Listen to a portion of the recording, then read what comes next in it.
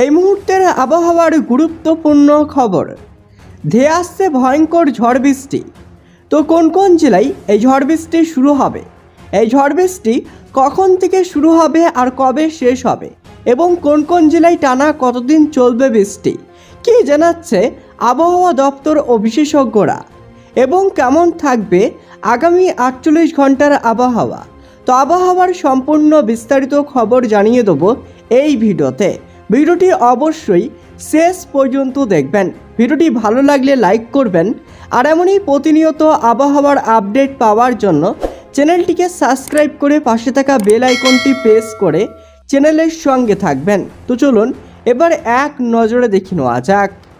হাওয়া অফিসের তরফ থেকে জানানো হয়েছে শনিবার অবধি হাওয়া মোটামুটি একই থাকবে, বিশেষ বদলাবে না। তবে রবিবার শেষে সোমবার থেকে রাজ্যের বহু জেলায় বৃষ্টির সম্ভাবনা রয়েছে। দক্ষিণবঙ্গের বেশ কয়েকটি জেলা এই তাপপ্রবাহ থেকে সাময়িক মুক্তি পেতে পারে। তবে রবিবার অবধি গরম এবং অস্বস্তিকর আবহাওয়া বজায় থাকবে।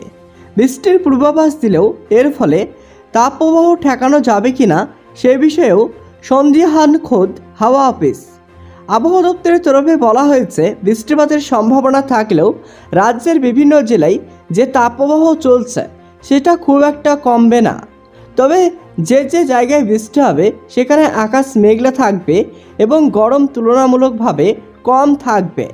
হাওয়া অফিসের তরফে জানানো হয়েছে শনিবার উত্তরবঙ্গের দার্জিলিং, আলিপুরদুয়ার, কোচবিহার, কালিম্পং এবং জলপাইগুড়িতে হালকা থেকে মাঝারি বৃষ্টিপাতের সম্ভাবনা রয়েছে। দক্ষিণবঙ্গে আপাতত বৃষ্টির সম্ভাবনা নেই। তবে রবিবার থেকে পূর্ব মেদিনীপুর, নদিয়া, উত্তর 24 পরগনা, দক্ষিণ 24 পরগনা, বীরভূম এবং মুর্শিদাবাদে বজ্র বিদ্যুৎ সহ হালকা মাঝারি বৃষ্টিপাত হতে পারে। তবে সপ্তাহের শুরু থেকেই সমগ্র দক্ষিণবঙ্গ জুড়ে বৃষ্টির সম্ভাবনা রয়েছে। আগামী সোমবার এবং মঙ্গলবার দক্ষিণবঙ্গের সকল জেলায় বৃষ্টির পূর্বাভাস রয়েছে। এদিকে শুক্রবার থেকে উত্তরবঙ্গের জেলাগুলিতে আবারও 2 থেকে 3 ডিগ্রি তাপমাত্রা কমতে পারে। রবিবার থেকে বৃষ্টিতে ভিজবে উত্তরবঙ্গ, সেই সঙ্গে 60 কিলোমিটার বেগে দমকা ঝোড়ো হাওয়া বয়ে যেতে পারেই বলে জানানো হয়েছে।